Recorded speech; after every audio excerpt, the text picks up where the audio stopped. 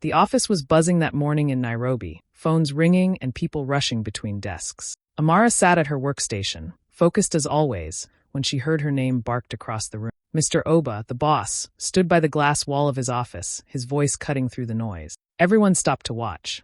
Amara rose slowly, already sensing trouble, and walked toward him. He didn't wait for her to speak. "Amara," he said loudly, making sure the whole floor could hear. "Your work has been nothing but a disappointment. I don't know how you've managed to stay here this long." A few people glanced down at their keyboards, pretending not to listen, but the silence in the room said otherwise. Amara felt her chest tighten. She wanted to defend herself, to explain the late nights and the extra effort she had given, but Oba wasn't interested. He leaned back in his chair with a smirk. "You are fired.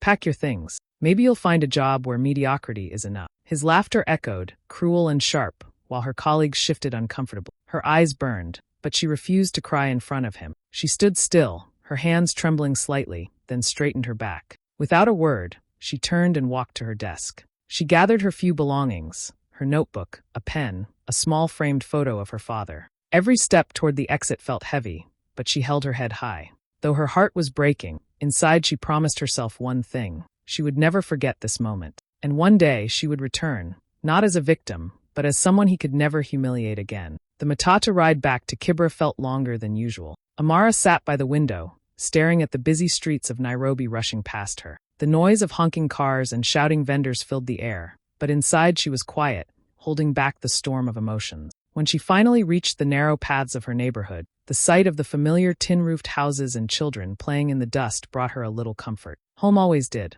Kayamika was waiting by the doorway of Amara's small house. One look at her friend's face, and she knew something was wrong. "What happened?" she asked, pulling Amara inside before she could even answer. Amara dropped her bag on the floor and sat heavily on the old couch, staring at her hand. For a moment, words refused to come out. Then, with a shaky voice, she said, "He fired me." In front of everyone. Kayamika's eyes widened. "What? After everything you've done for that company?" She sat down beside her, her hand firm on Amara's shoulder. "You gave them years of your life, Amara. The late nights, the weekends, the way you carried projects when no one else cared. And this is how he treats you." Amara nodded slowly, her throat tight. The memory of Oba's mocking voice still rang in her ear. "He laughed, Kayamika. Like I was nothing, and I couldn't say a word. I just walked out." Her voice cracked, and for a moment tears blurred her vision, but she wiped them quickly. Kayamika leaned closer, her voice full of fire. "Don't let him break you. That man has no idea who you are. He thinks he won today, but he hasn't seen the last of you." At first, Amara shook her head. The pain was too fresh, the wound too raw. But as they sat there, the conversation shifted. They talked about the nights she skipped sleep to finish reports, the sacrifices she made, the dreams she carried. Slowly, anger began to rise, stronger than the sadness. She clenched her fists, her back straightening. "You're right," she said softly, but her tone was different now. Steadier. "I worked too hard to let this be the end of my story." Kayamika smiled, proud. "That's the Amara I know. They underestimated you, and that's their mistake. One day, they'll see what you're truly capable of." The two friends sat in the dimly lit room, the noise of Kibra floating in from outside, the laughter of children, the music from a nearby shop, the constant rhythm of life moving forward. In that moment, Amara felt something shift inside her. The humiliation still hurt, but it was no longer heavy chains around her heart. It was fuel. She wasn't sure how yet, but she knew this was not the end. It was the beginning of something bigger, something she would fight for. That night, Amara couldn't sleep. The words of Mr. Oba replayed in her mind like a cruel echo. She sat on her small bed,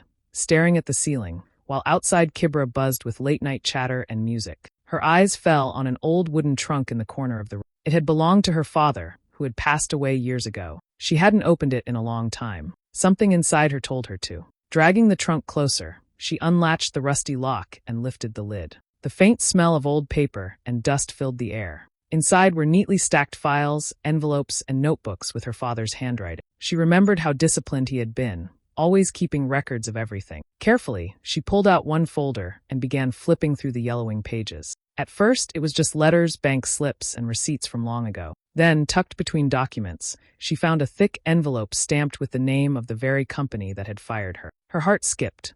She opened it and began to read. The papers inside were official. Investment documents signed in her father's name. The date shocked her. It was from before she was even born. Her hands trembled as she read further. Her father had invested heavily in the company when it was still small. The shares were still in his name, never claimed or transferred after his death. All this time, the papers had been sitting forgotten in a trunk, while she struggled to survive and worked for the same company as just an employee. Amara's breath quickened. She pulled out more files, searching for confirmation. And there it was, a clear record showing the shares still valid, only waiting for the rightful heir to claim them. For a moment, she just sat in stunned silence, clutching the papers to her chest. The company that had tossed her aside, that had laughed at her, partly belonged to her family. Her mind raced with possibilities. If she could activate these shares, what would that mean? Would she have a say in the company?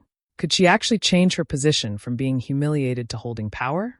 The thought felt unreal, like something out of a dream, but the proof was right there in her hands. Tears pricked her eyes, not from sadness this time, but from the overwhelming mix of shock and hope. Her father had always believed in building something that lasted. Maybe this was his silent gift to her, waiting for the moment she needed it most. Closing the folder carefully, Amara looked around her small room. Nothing had changed in the outside world yet.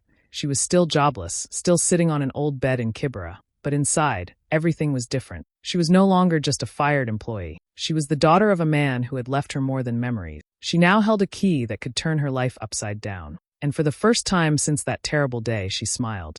The next morning, Amara woke up with a new kind of energy. The folder with her father's documents lay on the table, and each time she looked at it, her heart beat faster. She knew she couldn't handle this on her own. She needed someone who understood the law, someone who could tell her if what she had found was truly real. After asking around and making a few phone calls, she was directed to a lawyer named Mr. Adewale, who had a reputation for being sharp and honest. Downtown Nairobi was alive as always, with traffic jams, impatient drivers honking, and office workers hurrying on the sidewalk. Amara clutched her folder tightly as she walked into a tall building with glass doors. The receptionist directed her to the third floor, where Mr. Adewale's office was. She hesitated for a moment outside the door, nerves making her palms sweat, then knocked softly. "Come in," a calm voice called. Inside, the office was lined with bookshelves, files stacked neatly, and a large wooden desk at the center. Behind it sat a man in his late 40s, wearing glasses and a kind but serious expression.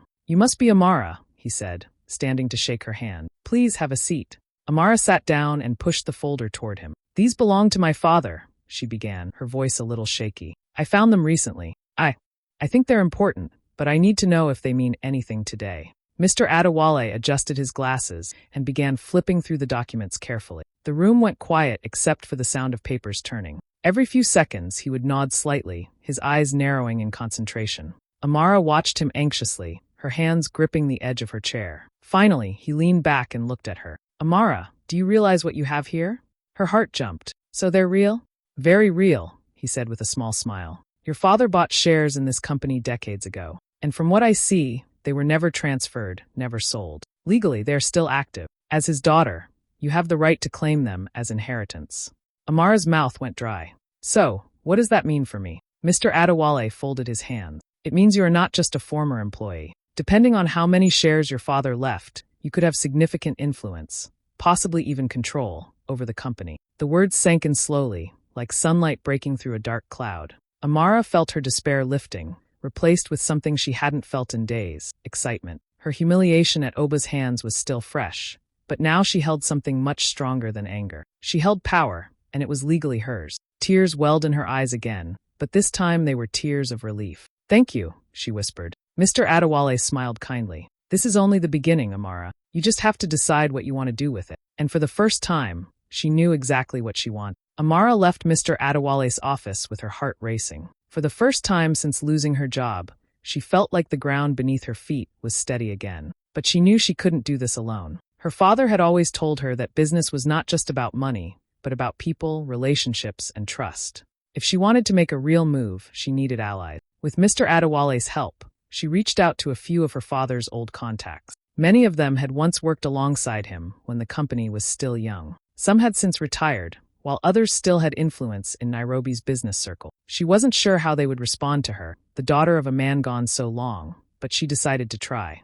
The meeting was arranged in a quiet restaurant in Westland. The private room was filled with the smell of roasted coffee and fresh bread. Amara arrived early, her nerves running high. She smoothed her dress and clutched her folder of documents, silently rehearsing what she would say. One by one, the men and women walked in, older now with gray hair and wise eyes, but still carrying the confidence of people who had seen the highs and lows of business. They greeted her warmly, some even hugging her. "You look just like your father," one of them said, smiling kindly. The words brought a lump to her throat. When everyone was seated, Amara stood up and spoke from her heart. She told them about losing her job, about the humiliation she faced, and about finding the forgotten shares her father had left behind. She explained how much she wanted not just to fight for herself, but to honor her father's name and restore fairness in a company that had turned cruel under Mr. Oba's leadership. The room grew quiet as they listened. Some nodded in agreement, others whispered to each other. Finally, an older man with a cane leaned forward. "Your father was an honest man," he said. "He believed in building people, not breaking them. If those shares are truly yours, then you deserve to stand where he once stood. And you will not stand alone." Another woman, sharp and dignified, added, "Oba has made enemies by treating people badly. Many of us have been waiting for a chance to set things right. If you are willing to lead, we are willing to support you." Amara's chest swelled with emotion. She had walked in feeling like a young woman begging for help, but now she felt the strength of her father's legacy wrapping around her. These people didn't see her as weak or inexperienced. They saw her as his daughter, carrying the same fire he once carried. As the meeting ended, hands were shaken and promises made. Influence, resources, and loyalty began to gather around her like an army formed. Walking out into the Nairobi evening, Amara no longer felt alone. She felt powerful, driven not only by her pain but by justice and the memory of her father. The shareholder meeting was held in a sleek hotel conference hall in Nairobi. The air was cool from the air conditioning, the smell of polished wood and fresh flowers filling the room. Men in suits and women in sharp dresses gathered around, their voices low but full of importance. Amara walked in quietly, her folder tucked under her arm. She looked calm on the outside, but inside, her heart beat fast. This was the moment she had been preparing for. She found her seat near the back. Nobody paid much attention to her. To them, she was just another small shareholder, one of many. That was exactly what she wanted. She scanned the room and spotted Mr. Oba at the front, laughing loudly with a group of men. His arrogance filled the space, as if he already owned it. He didn't even notice her. The meeting began with the chairman reviewing the company's performance. Numbers flashed on the screen, profits discussed, strategies explained. Amara listened, but her focus was on the stack of documents in her folder and the quiet plan she had built with the help of her lawyer and her father's old ally. She already had her father's shares secured, but to gain real control, she needed more. When the time came to discuss share transactions, Amara raised her hand. A few heads turned, surprised at her confidence, but she spoke clearly. "I would like to purchase additional shares." The words seemed simple, but behind them was a storm. One by one, her allies backed her up. Some sold her their shares willingly, others transferred influence to her name. It was quiet, almost invisible to the larger crowd, but it was happening. Mr. Oba barely noticed at first. He was too busy boasting about the company's future. But by the end of the meeting, whispers had started spreading.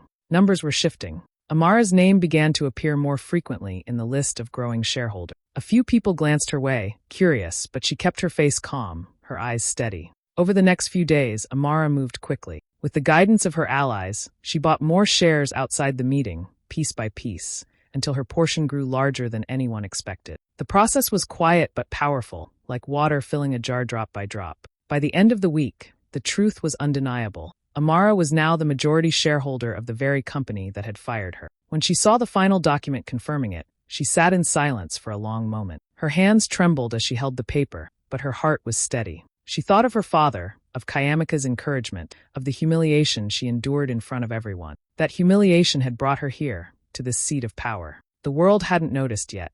Mr. Oba still strutted around as if untouchable, but Amara knew the tables had turned. Quietly, strategically, she had taken back what was hers, and soon the whole company would find out.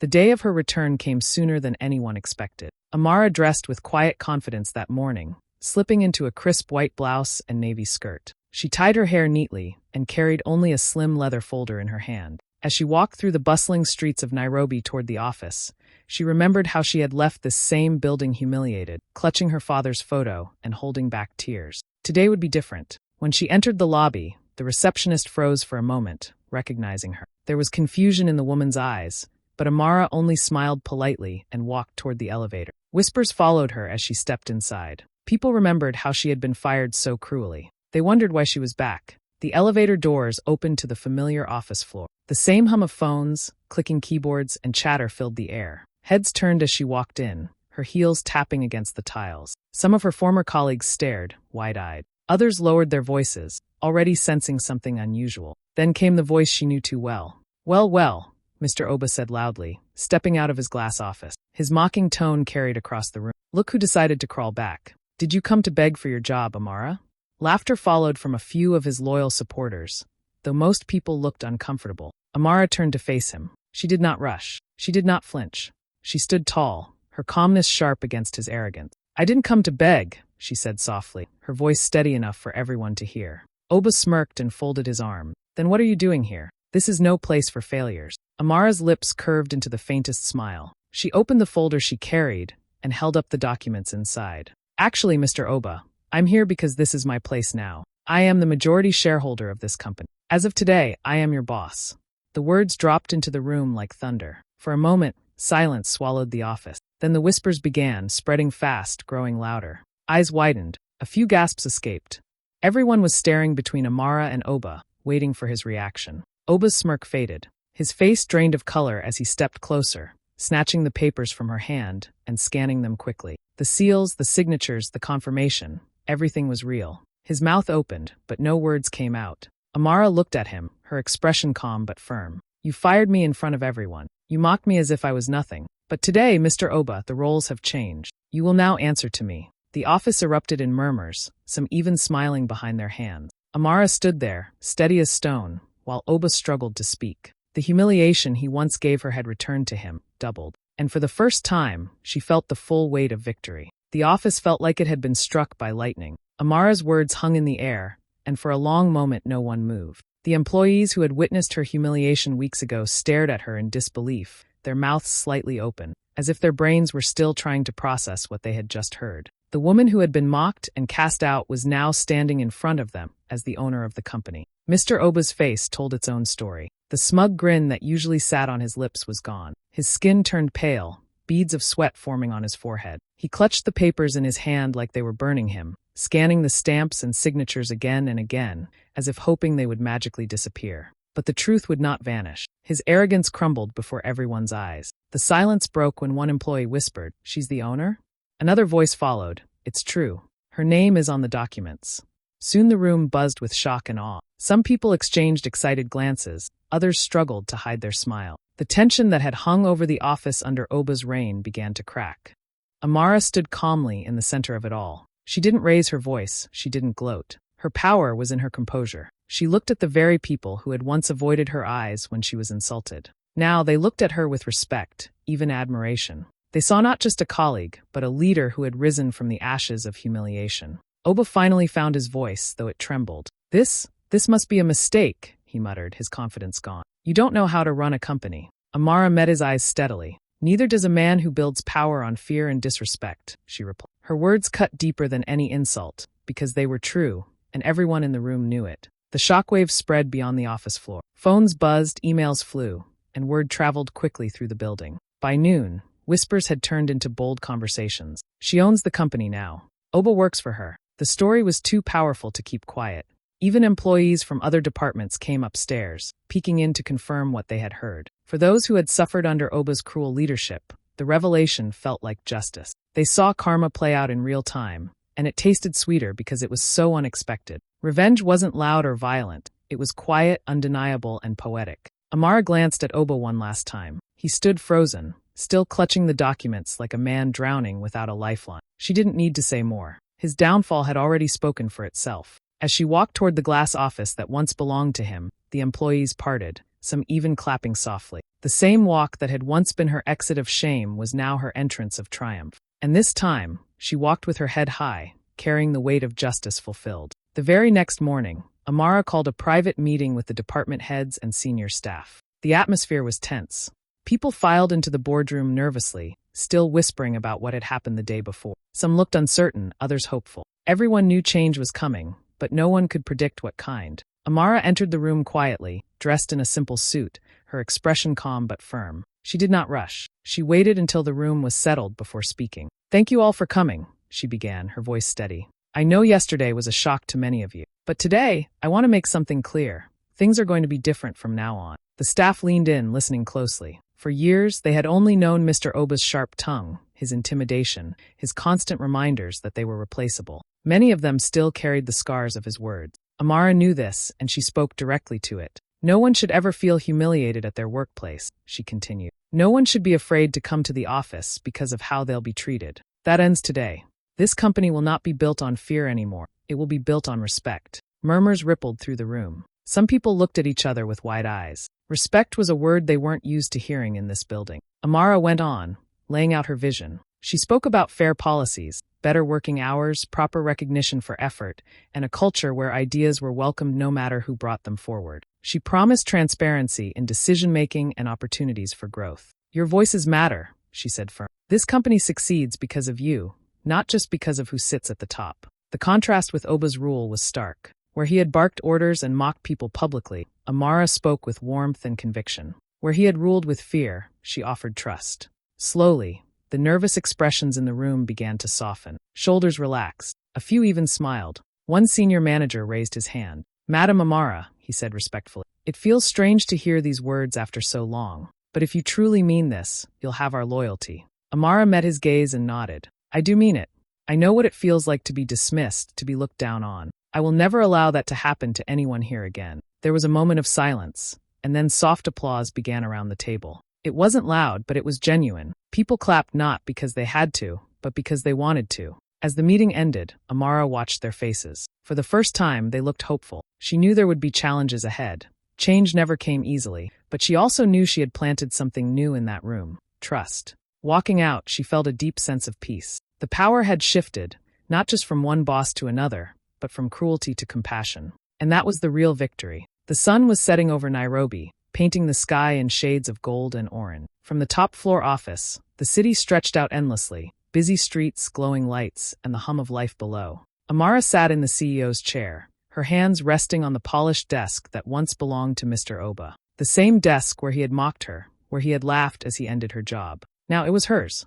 She leaned back, letting the silence of the office wrap around her. The journey played in her mind like a film. The sting of humiliation, the long walk out of the building with her father's photo in her hand, the nights of doubt in her small Kibra home, the discovery of the hidden shares, the shock on Oba's face when she revealed her power. Every step, every wound, had brought her to this moment. For a second, her eyes filled with tears, but she quickly brushed them away. They were not tears of pain this time, but of triumph. She thought of her father and how proud he would be to see her sitting where she was now. She thought of Kayamika, who had believed in her when she didn't believe in herself. She thought of the employees, finally free from fear. Amara smiled softly, her reflection glowing in the glass window. This victory was not only hers. It belonged to every person who had ever been underestimated, silenced, or pushed aside. She had turned humiliation into strength and pain into power. As the last rays of sunlight bathed the skyline, she whispered to herself, "This is just the beginning."